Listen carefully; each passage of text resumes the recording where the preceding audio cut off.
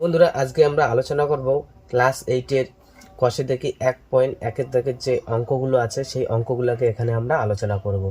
তো আমরা ছবির মাধ্যমে অঙ্কগুলোকে খুব সুন্দর করে শিখব কিভাবে করতে হয়। তো তোমরা দেখতে থাকো। আর তোমরা যদি নতুন হয়ে থাকো আমার চ্যানেলে, তাহলে আমার চ্যানেলটাকে সাবস্ক্রাইব করে বেল আইকনটা প্রেস করে আমার পাশে থাকো এরকম নতুন নতুন ভিডিও পাওয়ার জন্য। তো চলো বেশি দেরি না করে ভিডিওটা শুরু করতে। তো 1 নম্বর অঙ্কটা দরকার হবে না এরকম। 2 নম্বর অঙ্ক থেকে আমি শুরু করছি। দেখো, আমিনাদের বাড়ির আয়তক্ষেত্রাকার উঠানের দৈর্ঘ্য 6 মিটার এবং প্রস্থ 4.2 মিটার।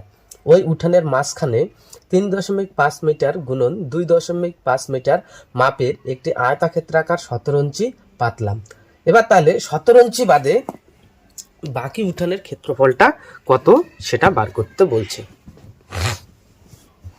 তো আমরা এটাকে কিভাবে করব একটু দেখে নাও। তাহলে 17 ইঞ্চিটাও কিন্তু একটা আয়তক্ষেত্রাকার, তাহলে এর ক্ষেত্রফল কত হবে?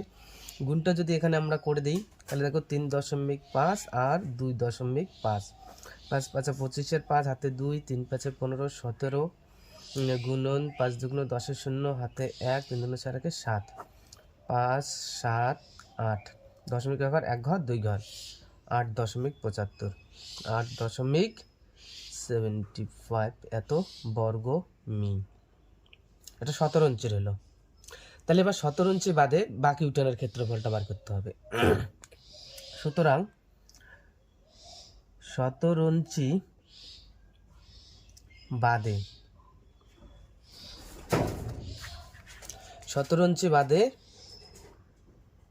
বাকি উঠানের ক্ষেত্রফল। তো এখানে ছবিটাতে দেখতে পাচ্ছ আয়তক্ষেত্রের ক্ষেত্রফল কত বাড়ি ছিল আমাদের? 25.2 সম্পূর্ণ উঠানের ক্ষেত্রফল। আর 17 ইঞ্চির বার হচ্ছে 8.75। ঠিক আছে, তাহলে এবার এই সম্পূর্ণ উঠান থেকে যদি 17 ইঞ্চিটার ক্ষেত্রফলটা বাদ দিয়ে দিই তাহলে তো আমরা পেয়ে যাচ্ছি না। তাহলে 25.2 বিয়োগ 8.75 এত বর্গ মি। বিয়োগ করলে বিয়োগফল হইতেছে 25.2 আর 8.75। আমি আশা করছি তোমরা এরকম বিয়োগ করতে পারো। যদি করতে না পারো তাহলে আমাকে কমেন্টে জানাও।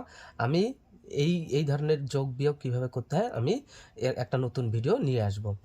5 থেকে 10 করতে 5 হাতে 1, 8 থেকে 12 করতে 4 হাতে 2 হাতে 1, 9 থেকে 15 করতে 6 হাতে 1 থেকে 2 করতে 16.45। তো 16.45। সুতরাং উত্তর লিখতে হবে, উত্তর কি লিখবো? 17 ইঞ্চি भाई मजा आया और मैं ये जो मजा है हिंदुस्तान के हर व्यक्ति को देना বাদে বাকি উঠানের ক্ষেত্রফল